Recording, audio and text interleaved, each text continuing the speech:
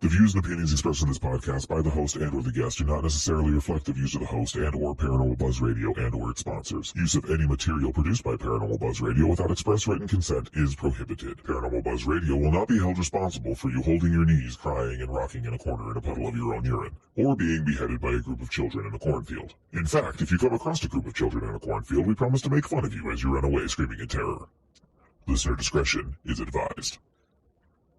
Caution. You are now entering the all-consuming realm of Shea's Paranormal Chat, where the things that are better left unsaid are actually said. Shut up and sit down.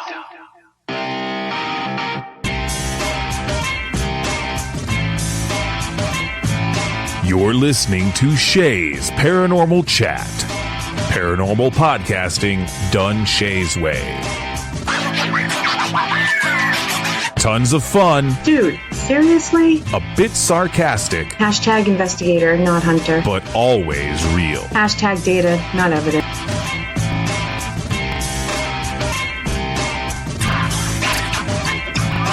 Don't get your panties in a twist. Oh my god, really? This is real, raw conversation.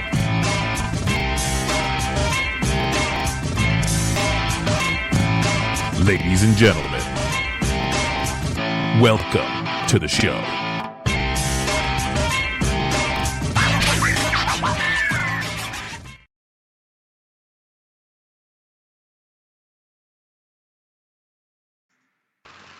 Hello, everybody. Welcome, TGIF, and happy Good Friday to everybody. Tonight we're very lucky. We have James and Annitto with us. Mm-hmm. And of course, Miss Kelly. Hello. So, how you guys doing? Hello. Doing good, you? Good. Getting excited. So, I was already getting messages up the yin yang about you. About, like, questions, and I'm like, why don't you ask in chat? But then some of the questions, I'm like, I'm glad you didn't ask them in chat. Oh, saucy ones, huh? Just odd questions. Well, if he's a priest, how come he has a son? Because he's not a priest? Oh, right. But he's a demonologist. Doesn't mean he's a priest. So I think we should... Yeah. I think maybe we should address that first on what a demonologist is. And go from there. All right, that's that right into the fire. Right, I have so many questions. We're just gonna go for it. I love it. So a demonologist is basically somebody that studies demons, folklores, anything that surrounds the stratosphere of demons, anything that has to involve with it, the occult. That's what demonology is. It's the study of that through literature, through a mentorship, whatever.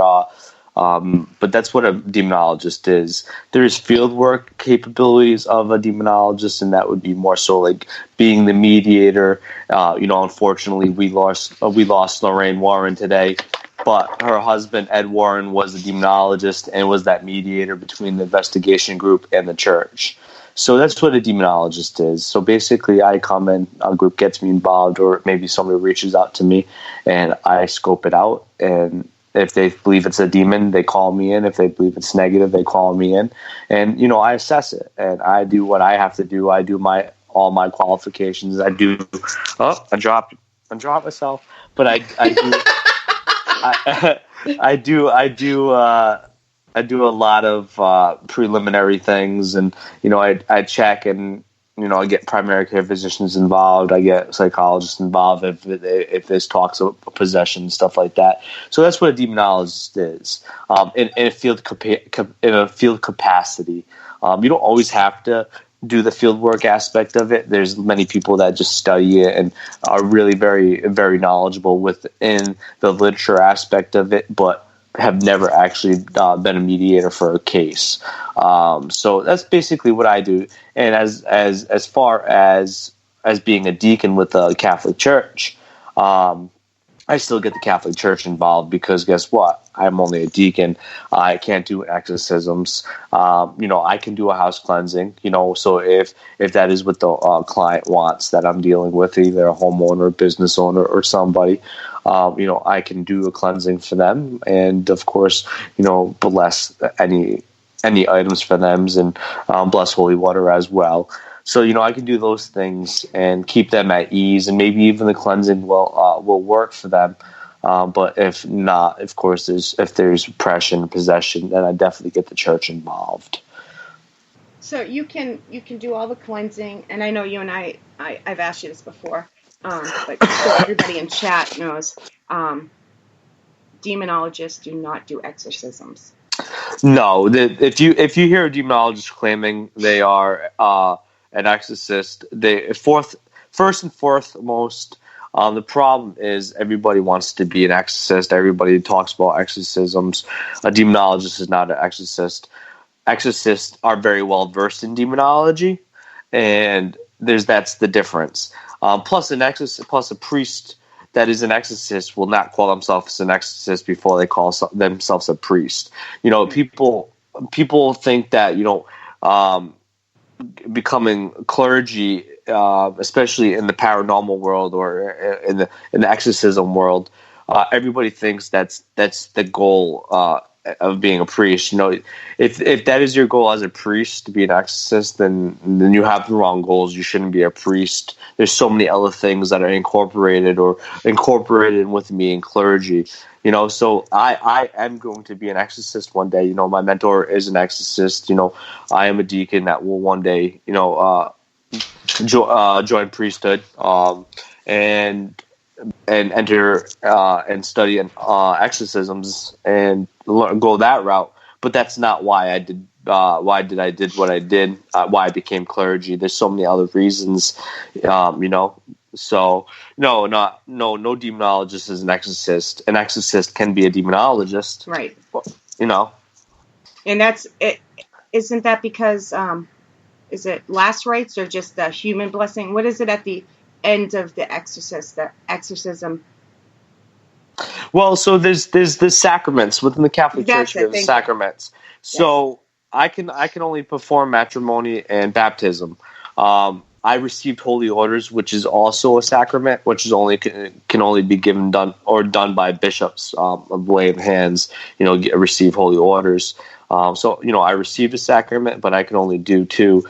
So after I enter exorcism, sometimes even before, most of the time at the end, you will enact in communion. You will take the Eucharist, and a priest is the only one that is able to do that sacrament of communion. So they're the only people that are able to allow that transubstantiation. That blessing that they do works for God through them. Because they receive those abilities and they understand what's the process. It's not because everybody wants to say, "Oh, anybody can do it." No, there's a process to do it and doing it. They're very well versed in those processes.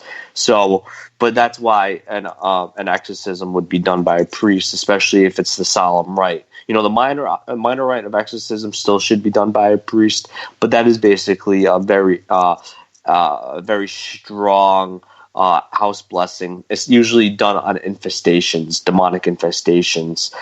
That's when a rite of exorcism would be done. But yeah, the solemn rite, communion's done afterwards. So that's only, like I said, left up to a priest because they are able to do that sacrament. Okay. I'm going to give a couple shout outs here to those who have already joined us in chat. And we already have a question in the chat. So. And if you're not listening, if you're listening but not in chat, you guys should come in and say hi. Of course, we have Mama Pat, we have Wolf Adam, we have Eye of the Beholder, we have Matt, we have Kim Purvis, and a few other people, but unless they say hello, I've learned not to say their names. So Mama Pat Mama Pat is Kelly's mother, and everybody calls her Mama Pat. So Mama Pat. Mama Pat, yeah, awesome woman. She would like you to explain. I was going to ask this. I think it's a very important question too. So I'm glad she brought it up. Can you explain the difference between an exorcism and a cleansing? Because it seems like some think it's the same thing. Well, in many ways, the process of a cleansing and exorcism is very similar. If we're talking about a minor rite of exorcism, like I said, it's just basically different prayers said, but almost kind of the same ritual done. You know, the salts, the holy water, the anointing oil, that same kind of process, but there's different prayers said. Different intentions with involved of the minor rite of exorcism. You know, cleansing would be done on something like an earthbound spirit that is very negative. You know, maybe to help them cross over if they need help. You know, cleanse a space of any negative energy. Now, a demonic infestation, you're dealing with pure evil. That's what a demon is pure evil. So now minor rite of exorcism is just, like I said, more stronger prayers, different things said, but in the same concept, almost the same thing. Now, a solemn rite, which is done over possessed people or oppressed, obsessed people. Which there's a difference. Yeah, there's a difference, but a solemn rite of exorcism is it's a long process. You know, sometimes it could be done in one shot. Sometimes it could be done multiple times, and that can also be done for a cleansing as well. But the solemn rite of exorcism is done over a person. A cleansing can technically be done over a person, but I call cleansings. I say cleansings over houses. You know, in my sense, and as a Catholic or a Christian. I'm saying prayers over somebody, and that's not an exorcism. That would be a deliverance. It would be delivering something from that person that is either attached to them or has some influence within them that maybe is demonic or maybe even negative. But a prayer over somebody would be a deliverance in that capacity. So the difference between oppression and possession. Possession is when it is either already has or working on fully taking you over, and an oppression is more of attached and can influence you, but it hasn't taken over. Is that simply put? Like, well, the best way to say it is infestation, because there's 3 stages, but these 3 stages, a lot of people don't talk about the sub stages. Like in the oppression stage, there could also be the obsession stage. You know, some people aren't oppressed, but they're obsessed. They want it. Oppressed, they're more scared. They don't know what's going on. Things are changing. Obsessed, a lot of people don't talk about it. But in possession, there's, you know, perfect possession or transient possession.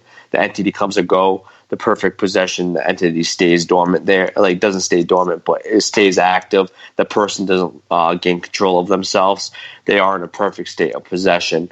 Now, oppression and possession, what's different with them is basically the easiest way to say it is infestation. Basically, the demonic infest tries to find their target.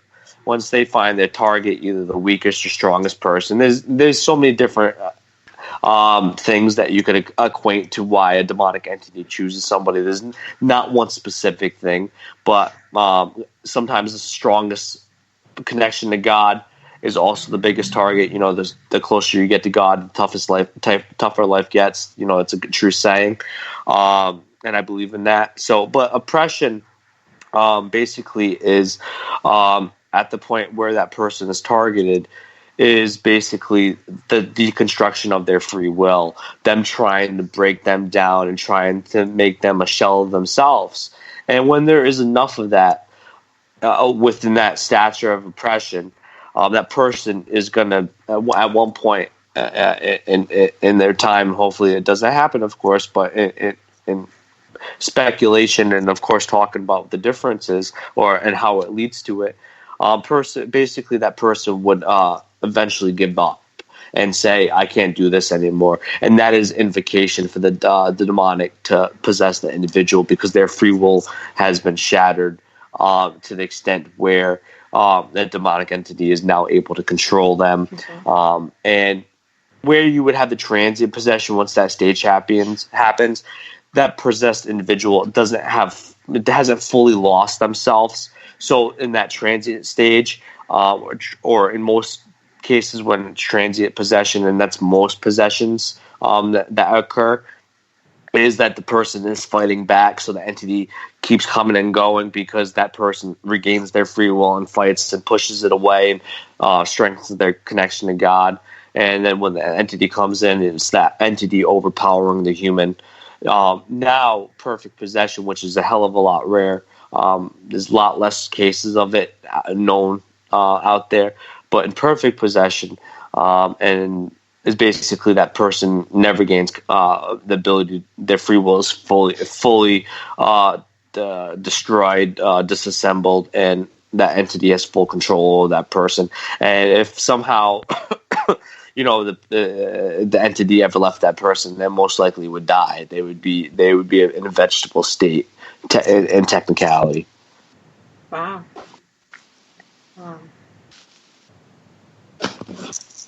Never thought of it that way.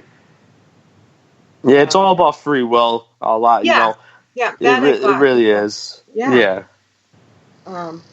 Kelly, you have any questions yet?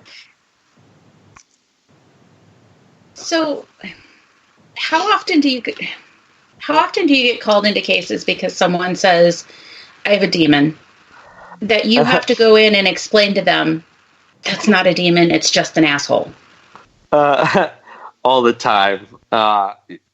It's even more difficult when and I don't want to throw anybody on the bus. I'm very easygoing person. It took a long time for that, but a lot of the times actually it's a team that brings me in, and they're the ones that were claiming it's demonic, and they told the client it's demonic, and it's really not at the end of the day, and it really does make a mess. I try never to use that word. I think I've ever used that word a handful, even less than a handful of times in direction towards a client. But it's not a word that you ever really want to tell somebody, because you really, if you are there to help somebody, it is your job to empower them, not kind of empower them with the truth, not coddle them.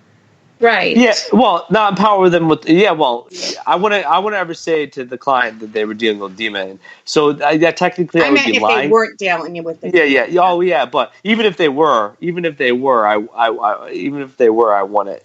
Because truth is good, but in that aspect, if you tell, oh yeah, you're dealing with a demon, a lot of people's minds start racing. Why am I dealing with this? Did I sin? What did I do wrong? And then they start kind of breaking themselves down, and that's the worst place they can be in that kind of stuff. A demon or even a negative entity can feed off of that, right? Oh yeah, definitely. So even if there's something there, you don't want that mentality. So, but yeah, all the time, I go by a statistic that I can only go by, because this is my firsthand experiences.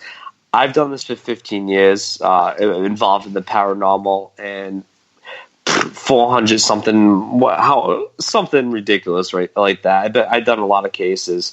I was busy for a long time, and I would say anywhere from 5 to 7 cases. 5 definitely. 2 other cases that I still question to this day. 5 cases of demonic activity in 15 years. See, and I think that's so important to stress that to people, because in today's world and today's TV, everybody's being made to believe that it's all demons, and so it's tough when we do what we do, because everybody's like, oh, I've got a demon. It's like, no, you just have icky energy in your house. Well, sometimes they don't even have that. Sometimes it's nothing and they're claiming it's demon. Or they're just scared. Yeah. Well, yeah, it's not always faked on purpose, but it's faked on accident, as I say. You have nothing in your house. You have expanding ductwork. Yeah, that does happen. Yeah, it does, yeah. We have a couple more questions, and I'm trying to keep up on them, too. Let me find. I'm slacking on my job. Do you want to go to Darren's? Yeah, and yes, Darren came in, Cynthia came in, and I'm forgetting somebody else, but let's go to Darren. First, Darren asked a question, but I'm going to ask this one first. Have you ever witnessed an exorcism? Yeah. No, I have not. All right. His question was, have you ever witnessed a death due to an exorcism? But I didn't think you had ever even witnessed a exorcism. A real exorcism, yeah. No, I have not. I've witnessed. I've performed and I've been involved in deliverances, but usually most of the time, because at that point I was in clergy. A lot of times that I work with the church instead of being a part of the church. Usually, family and a fellow minister that exorcist trust or their team are involved with that exorcism.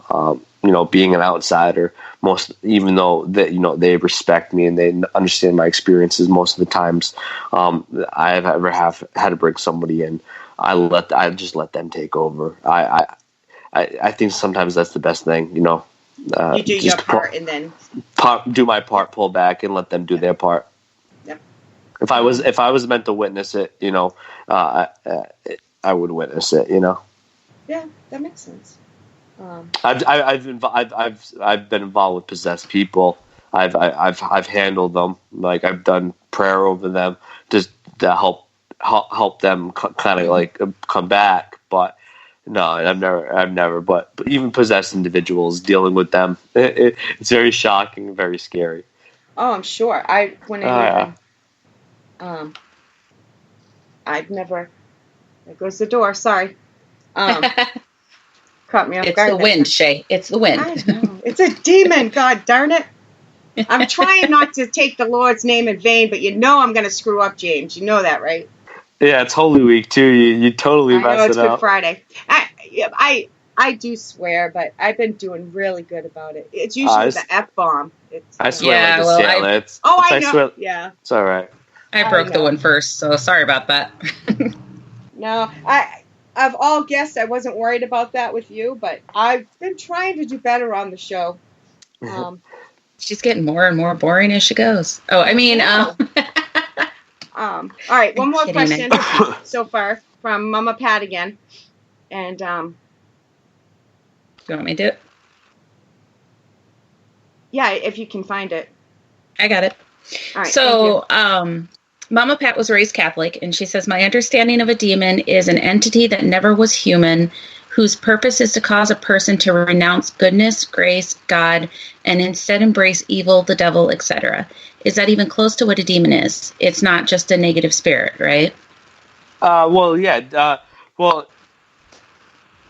So the one thing I try to tell people and try to instill in people, yes, I'm Catholic, and I believe in God, and I believe what is interpreted into some aspect. Of course, there's interpretations out there that are meant for you to take. If you are Catholic, and especially if you've gone through seminary, you've heard of the Summa, which is by Saint Thomas Aquinas, which is pretty much like a question answering to everything within God and involving that, including angels and demons. So a lot of questioning yourself to understanding yourself, kind of thing. Nobody knows really what a demon is. We're human. There's been literature passed upon it. I've experienced it. But the one thing I can say that I 100% believe in is, demons. You could say they were the fallen angels, and they fell with Satan or Lucifer when they fell from heaven and betrayed God. And that's what a demon is. But the one thing I can say, what I know what a demon is that I think that has been passed down in literature, is in the Bible, is that they are bodiless creatures. They are pure energy forms, pure energy spirits. Non-human. They're non-human. For us little people, non-human. Yeah, they're non-human. They were never created with a body. And so that's why if you look at a lot of demonic hauntings, why they are able to appear as so many different things and trick people and are very theatrical when it comes to their haunting sometimes. And why there's, they have that interpretation of the, horns and the wings, but I like to say the best interpretation of what, for people in modern day and understand pop culture, is the movie It. The clown technically it's an interdimensional being, So, and it plays on all your fears. That's basically what a demon does. There, it is pure evil. It plays on your fears. It'll work you and manipulate you. So that's the closest thing I can say what it is. As far as anything else, I really can't. That to me it is pure evil. I've never experienced anything similar like that in life, and it's mind blowing. But yeah, I definitely do believe they are in non-human entities, pure spirit forms. Yeah, I think they can appear whatever they want as. So That's a good question.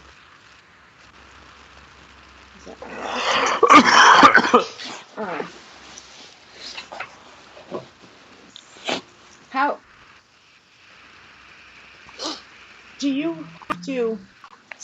I'm trying to word this nicely because of who you are.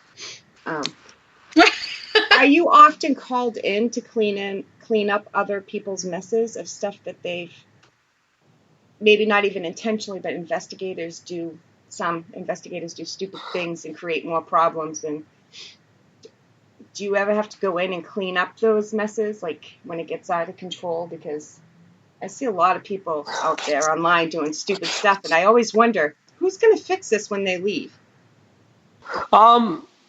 Sometimes, I've been called in a lot of times after people have handled cases, but I've also had a lot of cases of mine get handled after me as well, and that really depends on the client. It really depends on who you're dealing with. Yeah. But I've definitely had to get involved in some situations that were handled roughly and inappropriately. But the biggest thing is, I try to say to people out there is, paranormal.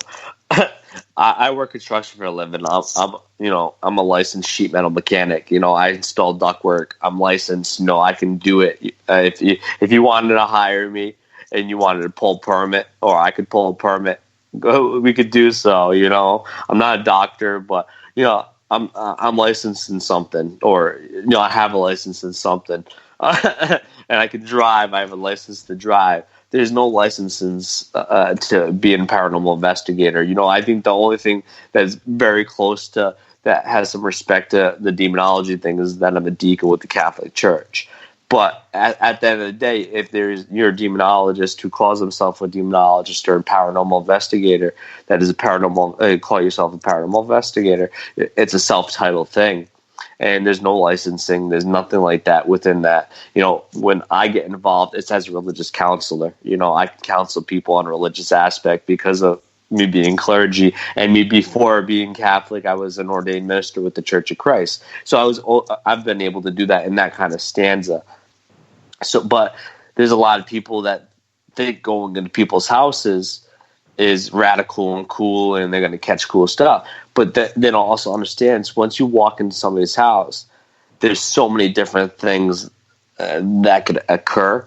Liability issues, you saying something to the family, you doing something stupid, and the activity spike because you're either provoking or you're not giving any respect.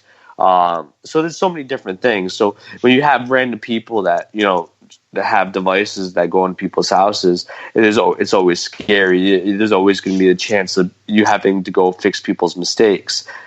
But I made many mistakes as well, so I can't really yell at them. But yeah, I've had to go into a lot of locations. I think making houses mistakes on accident is different than some of the what I was probably thinking, and I probably didn't. Well, a lot of it is by accident. A lot of it is by accident. Yeah. A lot of those people that go into people's houses and make things worse, they think they're doing the right thing. And that's because a lack of understanding of what we're doing. But there are some total idiots out there, and mind you, for the people that are idiots, I'm sorry. But the thing about being an idiot is they usually don't know they're an idiot, so you're probably not insulting them any because they don't think you're talking about them. Amen to that one.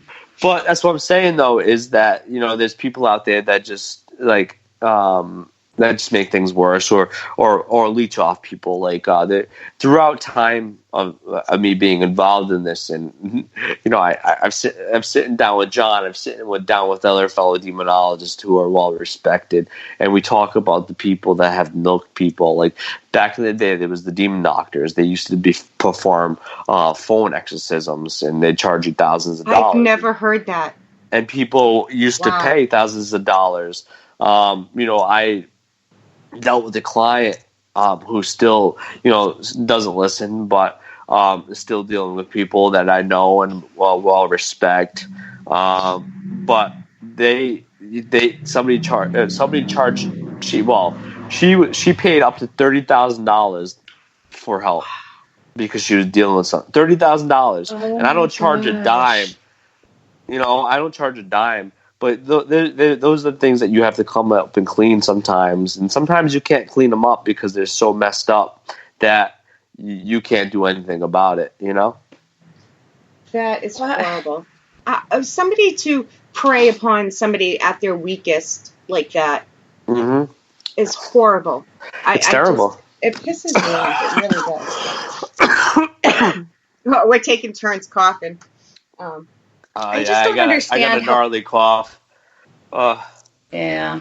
And I get where somebody could get suckered into paying like $100 or a couple $100 even, but $30,000? How do you get suckered into that? And how do you have that much spare money if you're no smarter than to give it away? Yeah. Sorry, that was mean. Well, yeah. When you're sometimes in your darkest, deepest moments, and you have somebody that can, be very charming and charismatic, and say they can help you. And I think there's people that at their weakest point are willing to shell out what they want. Anything. Phone exorcisms. Who the hell thinks that's gonna work? But there's people that do, and there's people that still do it. The demon doctors are no longer around because they were chased out and dodged, but people still willing to pay for stupid crap like that. It's mind-boggling. But I think there's also less of a voice. There's people that talk about how it's nonsense and stuff like that, but there's not enough people talking about it where there's enough change to it. You can talk about it, but for there to be change, it's tough, especially in this kind of field. I wish the people that charge for that stuff would go to jail. I wish that there would be more court cases of these people either getting a felony or a misdemeanor because of this stupid crap, But unfortunately, there's not many cases out there that have occurred. So most states they would have to promise or guarantee something for it to be considered fraud. Yep. Hi, Luna. Somebody just asked a question, but it disappeared, so they must have deleted it. I saw that. Yeah. All right. Well, maybe I think it was Cynthia. She might be retyping. How do you feel? I know the answer to this already. I heard your little spiel in Manchester there, and I've heard you say it before. But how do you feel about provoking, and what would you suggest paranormal investigators do when they find themselves out in group situations where provoking is happening to the point where, well, actually, I don't believe in provoking at all. But how do you handle? I hear it a lot. You don't believe in provoking, right? Religious provocation is in this more extreme circumstances, and you're using the power of God, name of God, name of Jesus, and using it forcefully for that evil presence to suppress itself, or show itself, or be suppressed. But no, I don't provocate. Back when I was younger, I did provocate, and I learned. And this is, of course, growing up and making mistakes. But at one point in my life, I did provocate and try to get things to talk to me. But not anymore. No, I don't like it. I think it's I think growing up and getting older, I really understand and respect. And I respect anything, even if you disrespect me. I still respect you because I don't care. I don't need no bad blood. So it's the same concept. If these things are intelligent, we deal with these things that are intelligent. I'm going to give them the same respect. And if they disrespect me, then I'll leave. I'll leave for of course, say I'll stand my ground and say you can't do this kind of stuff, and I'll be very respectful in my standing on my ground. But no, I don't believe it. If I've led events in public investigations where somebody was trying to provocate and they were automatically thrown off the place location because it's something that's said. I feel like provocating not can only lead harm to yourself, but could lead harm to many other people involved in the situation. And when there's that possibility, there should be no possibilities of it. It's dangerous. Why disrespectful. Why talk smack? Well, I don't get it. Why talk? And I learned this because of my firsthand. But why disrespect something that you can't see? That's the stupidest thing you could ever do. Like, if you go up to somebody and you provocate somebody, you say something in somebody's face, you might get punched. Yeah. There's that definitely that you might get punched. But when there's something unseen and you're provocating, you don't know what's going to happen. So, be very cautious of that. Like, I can't tell people not to do it because anytime you say not to do something, people are going to do it. It's that, that drive. But, I don't do it. And I think other people shouldn't do it. But I guess it's, if you do it and if you're by yourself, you do it, you're by yourself. But definitely. What about if they do it when they're by themselves and they leave and somebody else comes along? But what can you do? Like, you could speak out about it, but you can't. You can't. Can't tell anybody not to. I just you can apologize for them. I mean, yeah. If someone's being nasty to a spirit, speak up and say, I apologize for their behavior, just like you would if somebody was mouthing off to another human being. Well, in a group situation, yeah, definitely. I think once that person's removed, I definitely think you try to simmer the situation. I think you try to, definitely ease it. You try to talk to them respectfully, or you might even all just clear out and let it kind of simmer itself and then go back and with, more of a positive attitude after getting rid of that negative person, There's many different ways to diffuse the situation, but no, I definitely don't believe in it, especially in a public situation. Mm-hmm. Cynthia retyped her question, and you touched base on it a little bit, but I think before she came in. How can you make sure to find a true demonologist, not someone who may have just read a book or two and now say they're a demonologist? Well, I still get that all the time. Everybody's still, whatever. But, some people still doubt me or whatever they want to do about me. But I think the best way to find a true demonologist is find very well respected paranormal people. There are people out there that are very well respected, and there's very well respected people in the demonology field as well. Ask them, if you're not into the field, the same thing that you can do in some ways when finding a doctor, an electrician, or something like that. Check them out, background check them. It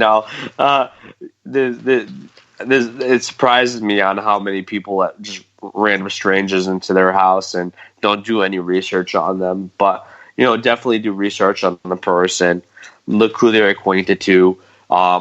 Reach out to some of the people they're acquainted to, and see if that person that you're going to bring in or claiming themselves to be a demonologist is what they are, or has some sort of knowledge of that, and maybe they can find somebody that can help you.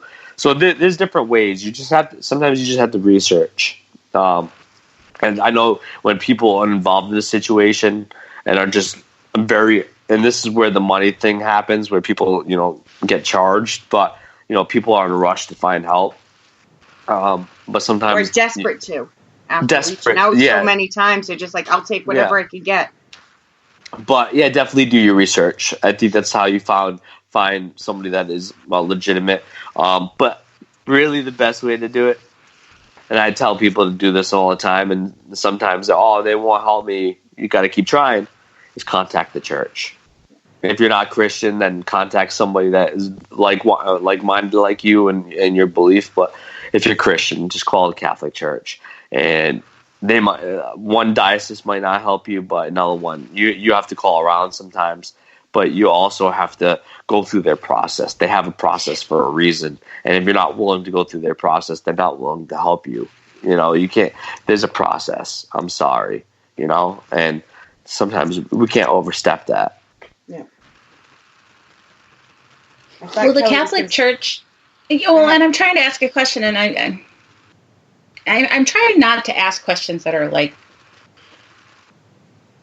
offensive. I guess I go ahead. It's I think there's a lot of misconceptions. Even though I'm Catholic, I believe everybody should believe in what they want. So go ahead. So like, if a Lutheran thinks that they have a demon in their house and they call the Catholic Church for help, is the church still going to help? Depends on what Catholic Church you're calling. You got to remember, everybody wants to think Roman Catholic Church is the only Catholic Church. Catholic means universal. So you have the Greek Orthodox, the Russian Orthodox. You have the traditional Catholics, the Old Catholics, which I'm an Old Catholic. You have the Roman Catholics. So yeah, you can. The exorcists don't just pertain to the Roman Catholic Church. That is that is the predominant way to go. But there are also other, the hardest. They're the hardest as well. But there are other aspects and branches of Catholicism that people don't understand. So the Roman Catholic Church might not help you. You should reach out to them, and there are going to be dioceses that might turn you away, because you got to remember, not all priests believe in demons. Yeah, it's crazy to sound like, but a lot the way that exorcists come across, and I've seen it. Some priests don't believe that can occur, so that's why you get turned away sometimes. So there's ways to reach out. You just have, like I said, you have to do your research. You can't, when someone turns you away, just keep trying. So, but the Roman Catholic Church are very hard. An old Catholic like myself probably will take a fellow Christian and help them. Roman Catholics might not, but I really think that's also dependent on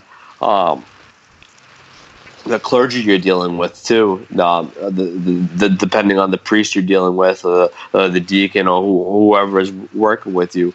They all have their own free will and their own interpretation. So it really depends on who you go to.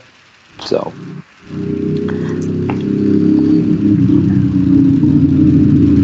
I hear a motorcycle. Yeah, that would be me. I mean, not like me, but I wish it was me, but it was outside. Luna says persistence is the key. You got to, yeah. I still see Kelly's persistent. Mind turning. It is. Go ask away. Well, so take that a step further. So what if I come up to you and I say, James, I don't believe in God, but I believe in demons, and I think there's one in my house? That is the most stupidest thing I ever heard in my life. Because how can you believe in demons? If you believe in what a demon is, then you realize God created a demon. So if you don't believe in God, how can you believe in a demon? It's like the same thing I always hear. I believe in angels, but I don't believe in God. What? How can you believe in spirits if you don't believe in something of a higher power? What comes after death if there's no higher power? God's just a word. So God is just a word. If you take God in the theologian aspect, which is the study of God, which is the study of religion, God is life. Every religion, 4,200 religions that exist out there, I believe, or something like that, crazy. Most of them have a very similar concept of God, even pagans. Even pagans, even though they believe in many gods and goddesses, there's one center being that created all those gods and goddesses. Most Greek mythology, Egyptian mythology, who created Zeus and all them. Somebody created Zeus and all them, right? So a lot of religions have that concept of a god or that higher power that created it all. So it's very hard. I was being mean when I say stupid, but it's really hard. It's really hard for me to understand if you really take what a demon is and you look at all the lore and all the literature of a demon, and then you don't say you believe in God. Then I think there's something wrong. But you can't believe in a demon and an angel and not believe in the concept of God. It's hard. They go in hand. That's why theology carries angelology and demonology.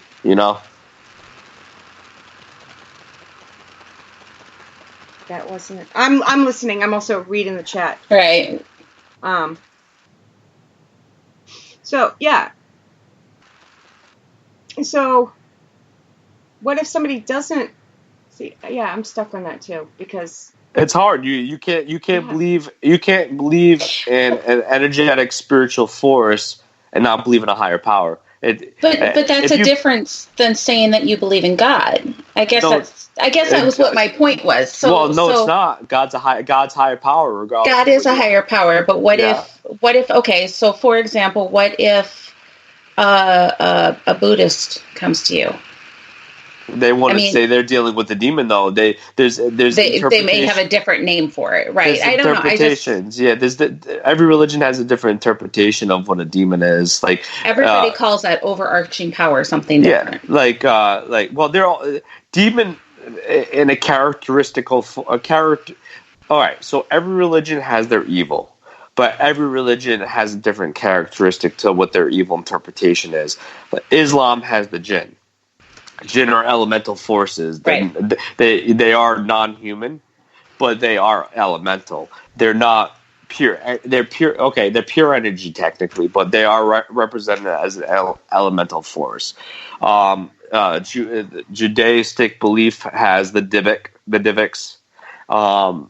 Hinduism has the Zoras. Right. So on and so on. Buddhists don't technically believe in the spirit like that in a way. So, but they do believe in the negative mindset. Very close to Hinduism with karma. I think any religion has their evil, and so a Buddhist might not necessarily tell me they're dealing with a demon. They might, but I think they're going to come to me and say, this is what this is. But they all do have their own characteristical forms. Like I've dealt with the jinn case. I wouldn't call it a demon case. But you still will help them. Well, the people that are dealing with the jinn case weren't Islamic. It was a Christian individual. I think she's asking if you'll help somebody even if they don't believe in God. Oh, yeah. Oh, yeah. You should have just said that. But is that what you were asking overall? Not just him particularly, but I mean, he was saying if you think you have a problem, the first person you should contact is the Catholic Church. And I guess that started my brain thinking. Yeah. I would help. I help anybody. I help agnostic people, atheist people, omnist. I help whatever you want, whatever you are. If you are Jewish, if you are Hindu, if you are Islamic, I'll come in as a mediator. I cannot do a cleansing over you. I cannot get the church and do exorcisms over you because guess what? People don't understand. For a cleansing and exorcism and all this stuff to work, you have to believe in what is being said. So you could say, well, they don't believe in God, but they believe in more. But God's the same thing. It's the interpretation. You got to believe in what is being said. If you don't understand what is being said, it's like reading a book and you don't understand what you're reading.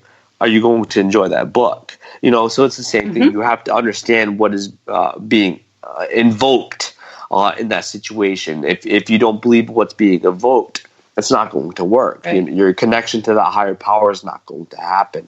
I wholeheartedly agree with that. That's when I go into a house to help them do a cleansing, I'll have them do it.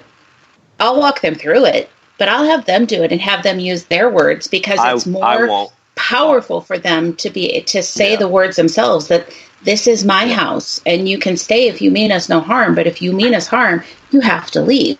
It's so much stronger of a message coming from them. I will, in a sense. I agree to disagree on that. I agree that they should keep that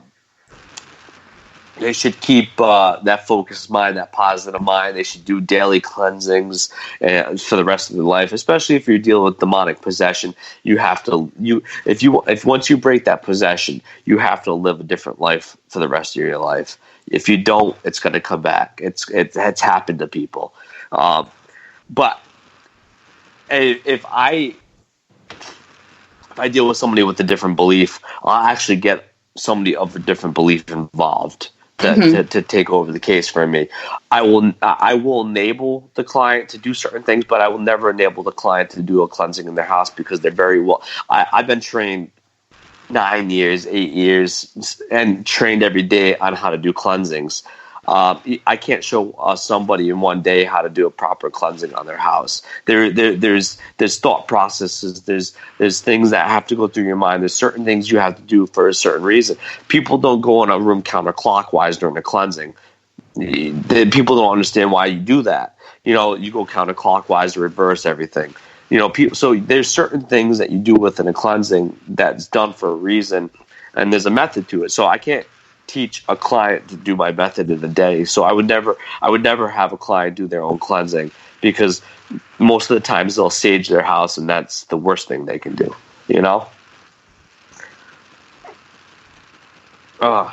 Why is it? I've never saged anything, but why is it the worst thing they can do?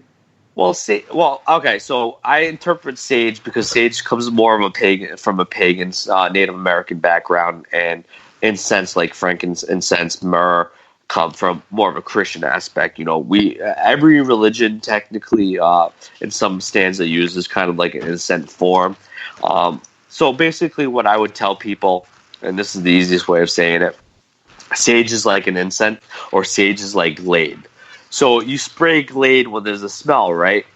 And that smell is only going to be neutralized by that Glade. It's not going to clean the room. It's just going to deneutralize that smell. You still got to clean, but if you don't clean, that smell is going to eventually come back. So sage is like that neutralizer. So when you sage, you're neutralizing that environment. If you're not putting any positivity on top of that, and most times everybody just sages, that's all they do. So you're not doing anything on top of that neutralization. You're only spraying that Glade, and that smell is going to go away for a few hours, and then it's eventually going to come back because you never cleansed. You never did positive thoughts on it. So that's why sage is bad, because people improperly don't know how to do it. Why? Okay, so if you look at a Christian cleansing or very similar cleansings, especially with paganism or other religion. Oh boy, that was loud. That wasn't me. Very other ritual things. Sea salt is used as a barrier. Incense or sage is used as a neutralizer. Holy water and anointing oil are positive reinforcements, and the prayer are the positive words said within that. So each of those things have their own what they do. So if you just sage, you're not doing any of those other things. It might work for a few hours, might work for a few days, might work for a few months. But that could also happen with the cleansing. But I've seen a lot worse repercussions happen from saging because of them not understanding what sage does in process. And I think just like, go ahead. I was just going to say, and just kind of like you had said earlier, I think we're going to have to agree to disagree on that one, because respectfully, sage helps. It does. So I know we've got a lot of listeners with a bunch of different beliefs, so I don't want people who have seen the benefits of it. So Glade helps, gets rid of the smell. So, but are you guys both talking about all energy, or are you guys? Are you? Oh, no.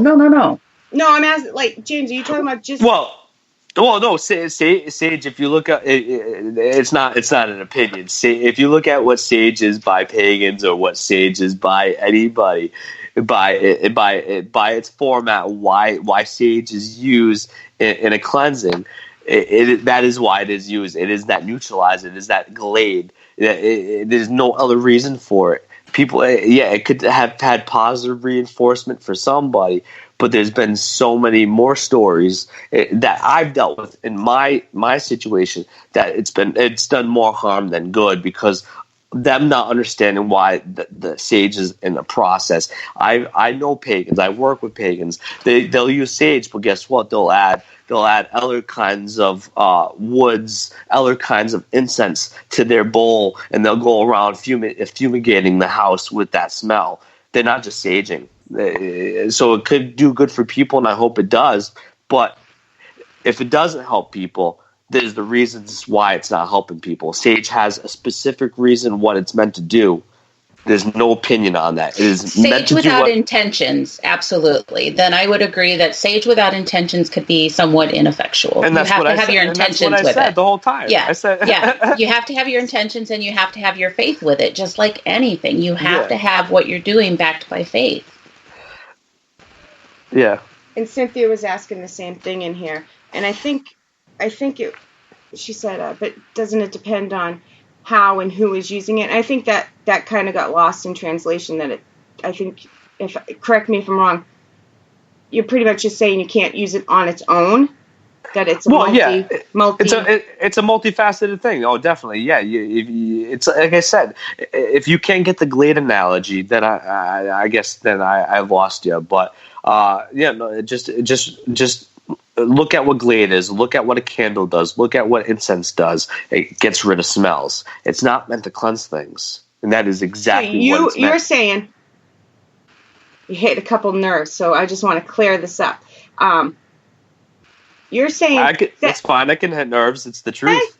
Hey, I didn't mean it in a bad way. I just want to. I think it just got lost in there somewhere.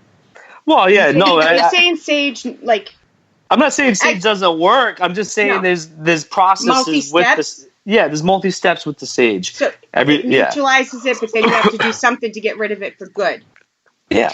And Pat's analogy that she just put in there is absolutely perfect.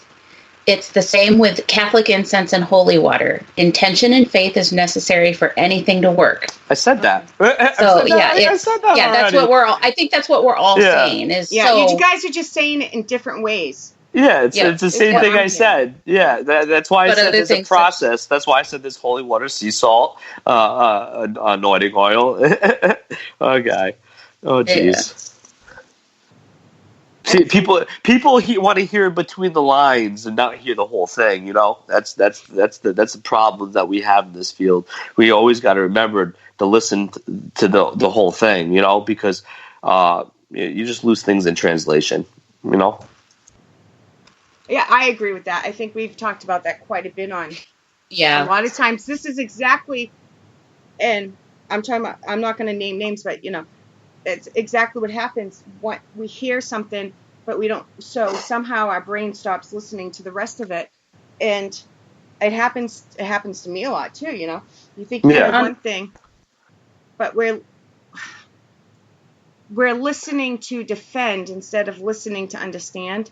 Yeah, I don't have to agree with you to like you. I don't have to agree with you to respect you.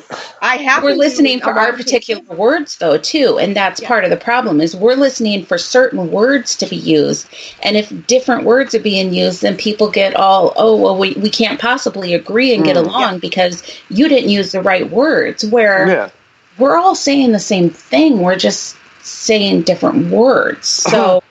If this is your belief system and this is what works for you and this is this person's belief system and what works for them, it's all the same thing. Yeah, it's just the different words of how it's delivered. Yeah.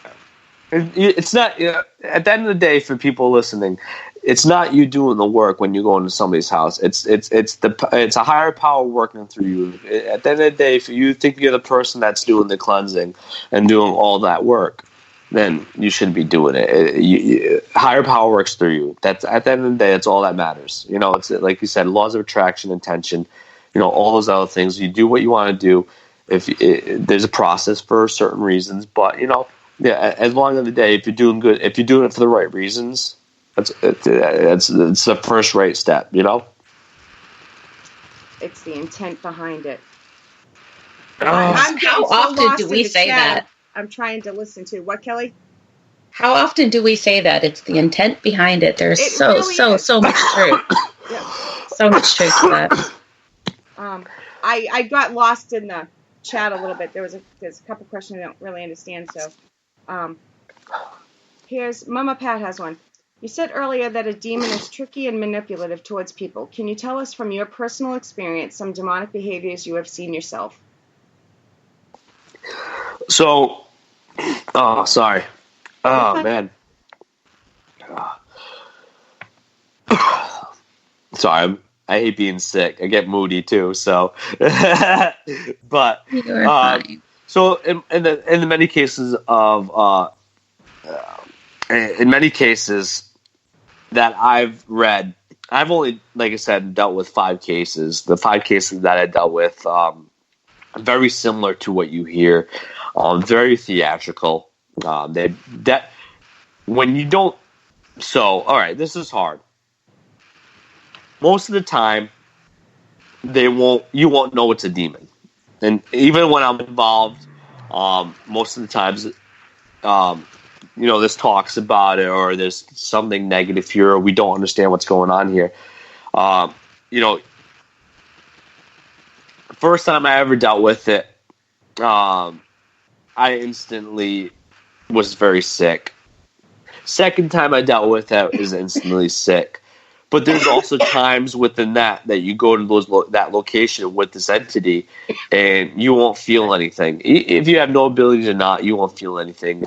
When the people that are living there, when they first started dealing with it, they felt a loving experience. The spirit trying to play with them, trying to communicate with them.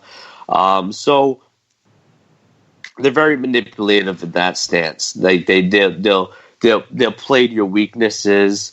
They'll give you nightmares of what you're scared of. So, and the best way I could say that a demonic entity was manipulative in my life was before I even got on this case, and I talk about this one a little bit.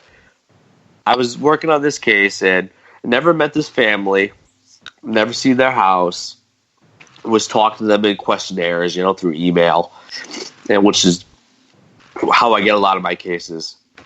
And, I sent them a questionnaire, so, I knew they had a family, I knew the ages, I knew, I didn't know the address technically, but I never, Google mapped it or whatever. You can zoom in like a creeper or something like that, but never did any of that. So I just had basic information. This is what they were dealing with. We're experiencing this, blah, blah, blah. And so within that same week of going to that location, I had a very, very, very bad nightmare. And the nightmare was me going into this house. I seen the house, seen the family, and I walked in and I killed every single one of them. Every single one of them. I killed every single one of them. You just got my attention. So, of course, I woke up in shock and sweats. I went to that freaking house. That house was the same house as my nightmare. And every single family member looked spitting image to what my nightmare.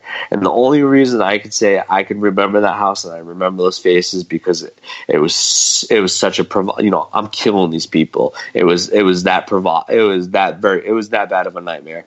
And I got to this location, I see this house, and I was like, am I going to kill these people? And self-doubt for a second, and then I walked in and I seen all their faces. I was like, you turn pale white, and you're like, oh man, and but you have to recover because if this is really what you're dealing with, you have to be on your A game. But that's a little story I can give you with how demonic entities can be in a manipulative state. I don't know if that nightmare was to keep me away or scare me. I think it was a scare tactic. Keep away. We know you're involved. They're all knowing entities. They're way older than we are. But yeah, it was definitely frightening and eye opening. I can only imagine. It's like an evil version of deja vu that you need to stop before. Oh yeah, definitely. Precognition. Oh yeah. Precognition. Yeah. That'd be scary though. Oh, it was pretty frightful. Does that happen? Is that the only time that's happened? Luna wants to know, has it happened a lot, or is that the only time? It's only happened that time that happened to me, but it has happened to in nightmare format. It has happened to other fellow demonologists that I've worked with, or fellow other paranormal investigators that do this kind of line of work. Yeah. Can nasty human spirits do that stuff too? Can they manipulate? I think an attachment, when they are kind of influencing or infused with your energy a little bit, like latched onto you, I think there can be certain things kind of brought into like either a dream or a nightmare. So I think it's possible. You think about if you really want to talk about that, and you look at people that like get a liver or a heart or a transplant, and they start picking up traits of that person or start having dreams of somebody else's life. And there's been very big research on this and a lot of stories on this. So if there's a spirit that is infused in your energy attached to you, why can't you have dreams and nightmares very similar to what maybe they experienced or what they want to influence onto you, kind of. Like projecting? Project to you. So I think it's possible. I've never experienced it, so it's a possibility. There's stories about it. There's theories, ideas. I know fellow people that feel like they've been have had things projected to them during their attachments. So, Luna has another question. Can an attachment possess a person? No, not in that same format as like demonic possession. Attachment can control for oppress. A certain. The word possess ain't technically wrong. I don't like using the word possession when it comes to attachments. I've dealt with attachments where the spirit was able to communicate through the person. Usually, the best way to make people kind of understand it is when a trance medium goes in a trance and spirit talks to that medium. How do you feel about mediums and psychics? I work with them. I think there's some baloney ones out there, but I work with very gifted people that I bring on cases with me. I like to check all the boxes off. So if I worked with this person and they've had some tremendous results and things that were mind blowing, why not attempt to use their abilities and see what they get from a situation? So I'm all right for it. I think that it is dangerous. I'm glad, I tried never to develop anything or don't associate myself. I think it's very dangerous because, sometimes, you hear the argument, oh, we know who we're talking to. My guides tell me. But, do you really? So, but I guess that's the debate that people always want to have. But I stayed neutral to it. I'm not a psychic or medium or clairvoyant, clairsentient, clairaudient. I'm not an empath or anything like that. I don't title myself any of that stuff. But, I don't know. That was pretty precognitive of you to have seen people's faces ahead of time. Or it could have been influenced. But the thing is, though, is I'm not against it. I think it's dangerous. I think people should, definitely be cautious of who they go to. Make sure, it's the same thing.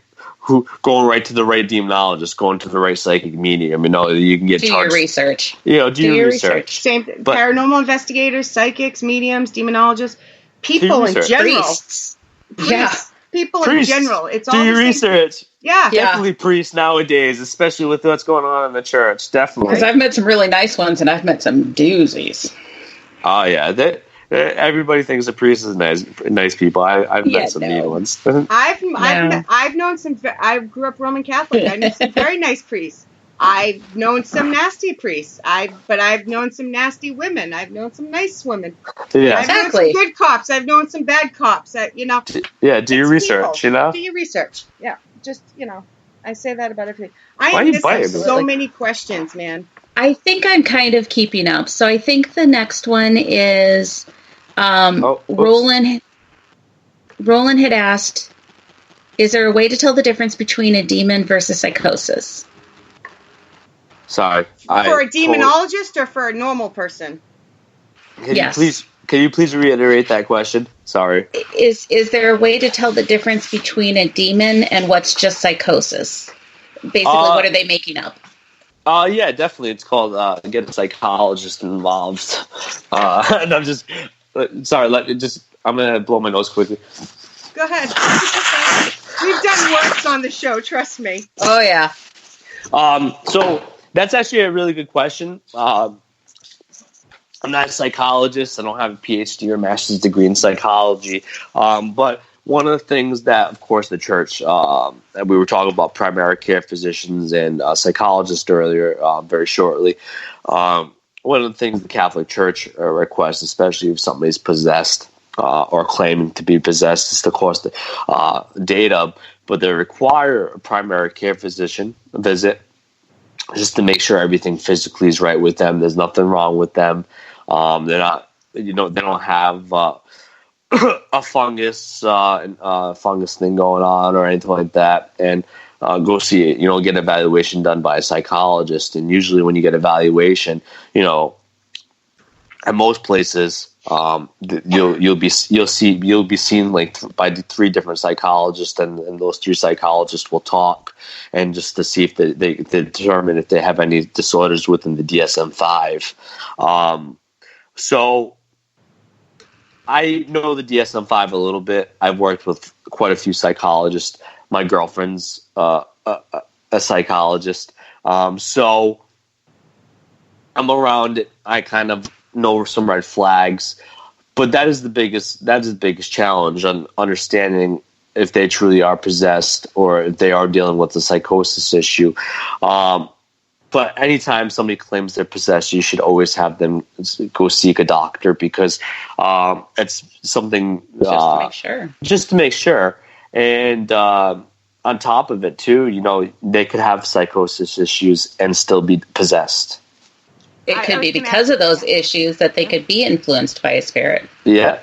So there's so many different factors, because you're dealing with a crazy person doesn't mean they're truly not dealing with something paranormal either, But it's a lot harder to unravel. It's a lot more dangerous if you're a paranormal investigator, like with me. I'm clergy. I've worked around it. I'm not better than anybody. But if you're a regular investigator, Joe Schmo, and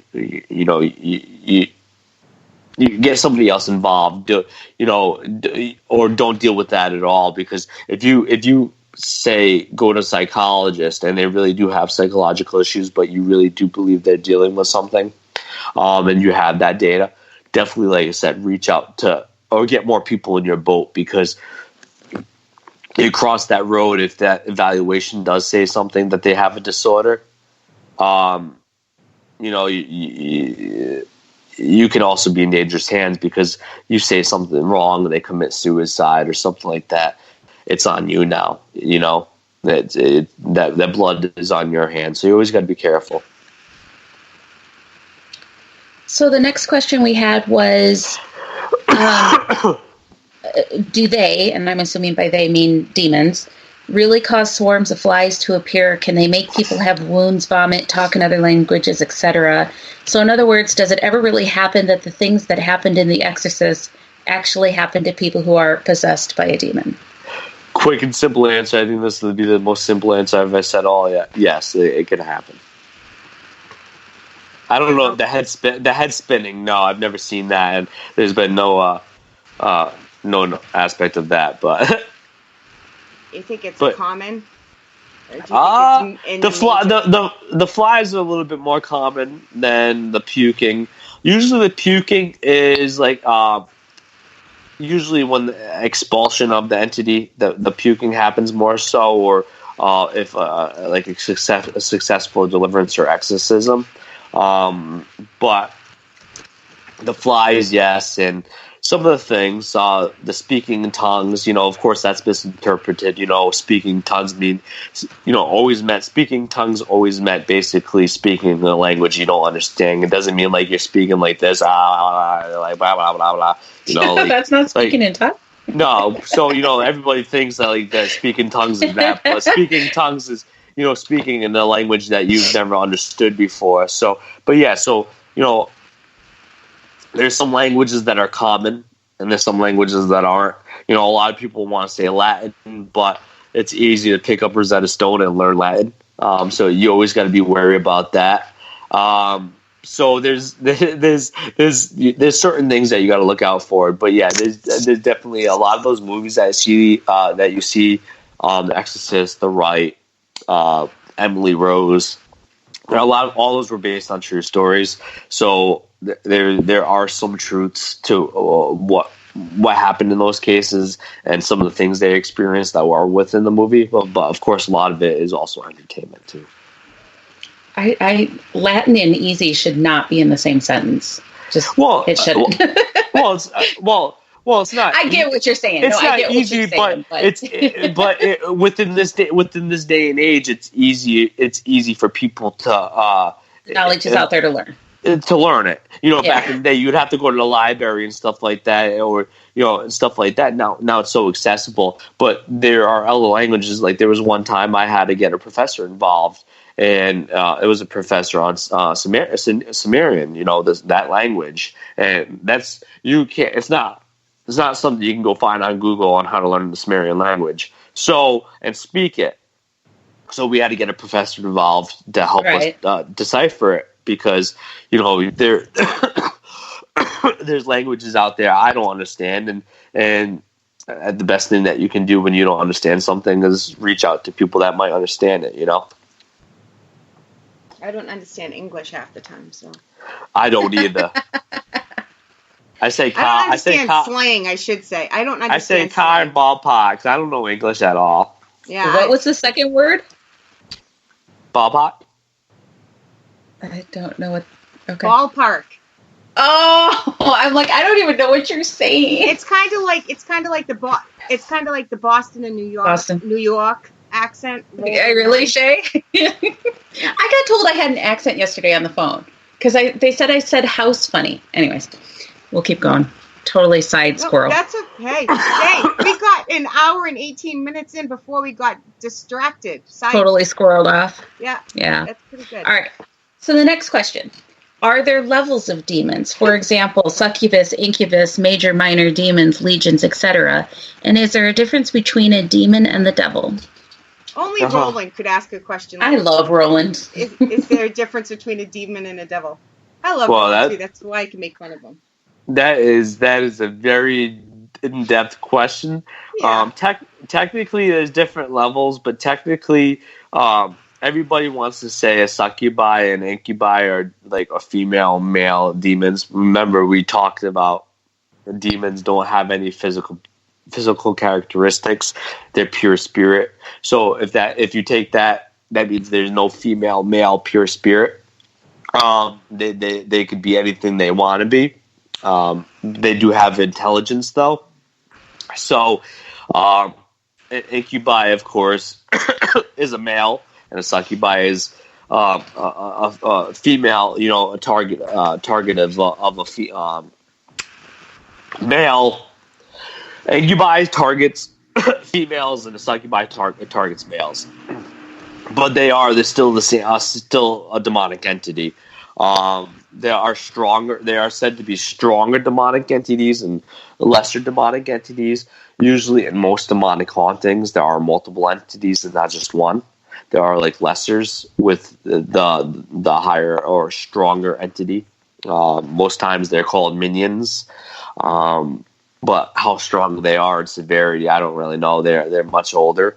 The difference between a demon and a devil, that's a good one, but everybody wants to say there's a difference technically, but in reality there isn't. You could say Satan is the devil or Lucifer is the devil, but I would say that I would say that there's a lot of debate on it. There's a lot of discussion about it. Like, okay, you could maybe say a fallen angel is a devil, or they are a fallen angel. Because a lot of people want to say a fallen angel. Demons aren't just fallen angels. They are pure evil spirits. So it's really up to interpretation on how you interpret it. There's so many different literature formats of demonology. So it's a very interesting question. You got to remember, if you really want to acquaint and go back to the one thing that we can talk to that is based upon Christianity is the Bible. And in reality, they don't really talk about demons and devil in as much until the New Testament. They talk about the serpent in the Old Testament, which is, of course, we all know who the serpent is. So it's really hard to say if there's any big difference between the devil and a demon. I feel like I've dealt with demonic entities. And I guess you could call them devils. So it's a really hard question to answer in 5 minutes or something like that. So, but it was definitely a good question. He always has questions that I get confused reading sometimes. They're good, but I'm like, my head starts spinning when I'm on the second sentence. Okay, guys. Any last questions? Get them in here. We got about 10 minutes left. So any last minute questions, start typing now. Go on, sorry, I didn't interrupt you. No, I'm saying everybody, like I said, everybody has a different opinion. Some people say devil's different.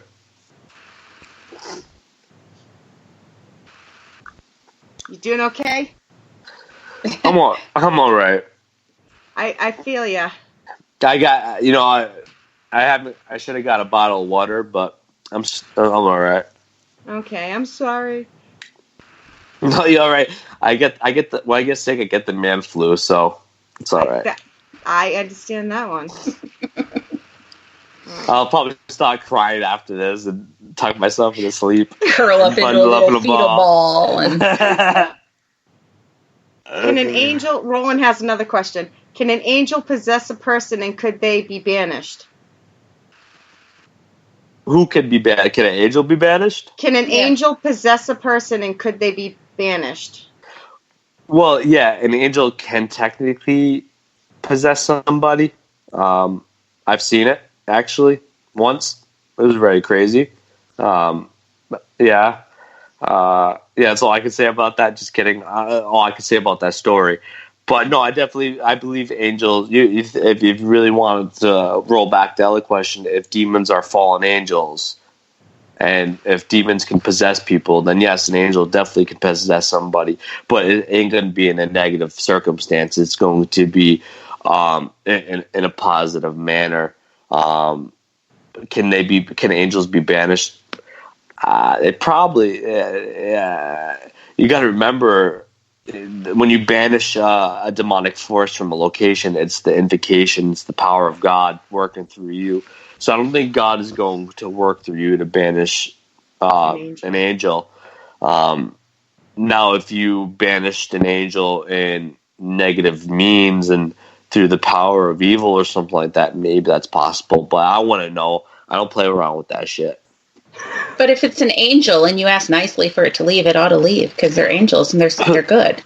Well, yeah, but that's not banishing an angel, though. Banishing's like get the hell out of my house, there is not enough room in here for both of us. Leave. Yeah, but yeah, definitely, if you, in most cases, I think in stories of people that have been visited by angels, I think if they told the angel, please leave, the angel has been very sincere and has followed their request. So, but yeah, that's actually a really good question. An angel's possessed, huh? He always has. He has great questions.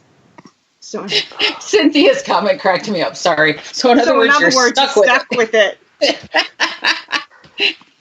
Did I sleep with the angel? Is that what she said? No, she said. So in other words, you're stuck. If you can't banish it, then you're stuck with it. Sleep. Oh yeah, you're stuck with it. Oh no, not sleep with. Yeah, stuck with. Ah. Oh, okay. Jeez. All right, Roland has another question. Can an angel do harm by accident? I don't think an angel would. So I think they're too intelligent to cause harm mistakenly. I think we try to interpret these beings too much in a human standpoint. So I think they're a hell of a lot more intelligent than we tend to believe. And I don't think they make mistakes. Nicely said. Okay, so before James starts curling up in a ball and crying, thank you for putting up with us. It was a fantastic time. You want to? I can't even talk. Would you like to throw out where people can find you and where you're going to be coming up soon? As far as the places I'm going to be, I have no idea. I went fully crazy this year on locations. Well, I didn't go fully crazy, I should say. I guess it was a mutual interest, but I'll be in Michigan in August, Illinois in September, quite a few other places. You'll be at the Maine Paracon, the Portland Paracon, June 1st. Yes, that's true. June 1st. Yeah, Maine. I can't wait. That's the only one I'm going to be there. That's the only reason why I know you're going to be there. But you stalker. Anybody can reach me on Facebook. I have a lot of open friend slots, so send them. James Annitto, Annitto. You can also go to jamesannitto.com. I haven't updated in a long time, but there's a means of contacting me, or sometimes I post like books that I like, and you can go check them out and go read some of the books that have been influential in my life. So, yeah, those are the two biggest places, and it's crazy. Everybody, as long as you don't do it in a negative standpoint, but my phone's always out there, 401-808-7416. Give me a call if you ever need to talk. You are a brave soul. Well, it's called block for a reason, but no, yeah, I think so those are the ways to contact me. So if anybody, please don't call me at ridiculous amounts of time at night, because I will not answer. But yeah, definitely. That's the ways to get in contact with me, and I have plenty of events coming up. So they're posting on my Facebook post on my Facebook wall. Wolf says to drink some green tea with a Hall's menthol cough drop in it. It would be. I wish I had that. Does Grubhub deliver pharmaceutical needs? If not, you might have just came up with the next $1 million idea. Right. Yeah. CVS Go. Yeah. Oh. Yeah. Okay, you guys hold on a second. Wait. Before, I'm telling you, I'm tired. There is no show this week. Sunday, what is today? Oh my God, today's Friday. There's no show Saturday, Sunday, or Monday this week due to the holiday. The next show is Tuesday. Into the Pit. There will be a panel of mediums and paranormal investigators. 8 p.m. Eastern, 7 Central. And I think that's it. Kelly, is that my job? Did I finish everything? So. I am so tired. My daughter she got to Germany at midnight and got to France at 5, so I had to be up both times to talk to her to make sure she landed. But then I couldn't go back to sleep right away each time. So, and now she's 6 hours ahead, so she's going to be, when I'm going to bed, she's going to be getting up and messaging me. So it's a good thing there's no shows this weekend. gonna be a crazy Rest weekend. Yes. Yes. So our show next Friday. Do we have a show next Friday? Oh, yes. No. Yes. Yeah. You're not going to be here, but yes, Raven Rose, Roland and Cynthia will be here from location. They won't be here. They'll be on air with me from their location, so that should be fun. And I have no idea what's happening in May because I don't even know what's happening tomorrow. So Yeah, who knows? yes, All right. One day at a time. One day at a time. One day at a time. I do know I will be on Girls vs. Ghost Media with my favorite host ever, Miss Kelly McCarville, May 1st. That's coming up. Woo. Yes. So That's going to be fun. Oh, yeah. I'm going to schedule this like 4 hours because God knows how long we'll talk. Right? Okay, James, again, thank you. Hold on one second. Everybody, Definitely. We will see you next Friday. Did you want Have shout-outs? a happy Easter. I guess we didn't do shout-outs. Did you want shout-outs? Oh, shit. I know. I just was totally spacing on that. I failed on my job, Shea. Yes, I'll do them real quick. Sorry, James. I am actually lucky to be awake. We have Wolf, Adam, Mama Pat, Miss Luna, Roland, Cynthia, Kim, Matt, Jen B. I think I saw her in there. Actually, I saw somebody say hi to her. Darren, A's in there. Aya Beholder, Muna, Darren. I'm going to miss some because I can't scroll all the way back. I scrolled down to the bottom. I started at the bottom. Anybody else we might have got in the beginning, and if you're... Did you say Wolf? We'll say Wolf again because he deserves a double shout-out. Yes, Wolf, of course. So, thank you, everybody, and thank you for tolerating my sleepy ass tonight. Good night. Happy Easter. Thanks for listening, Easter, everybody. Guys.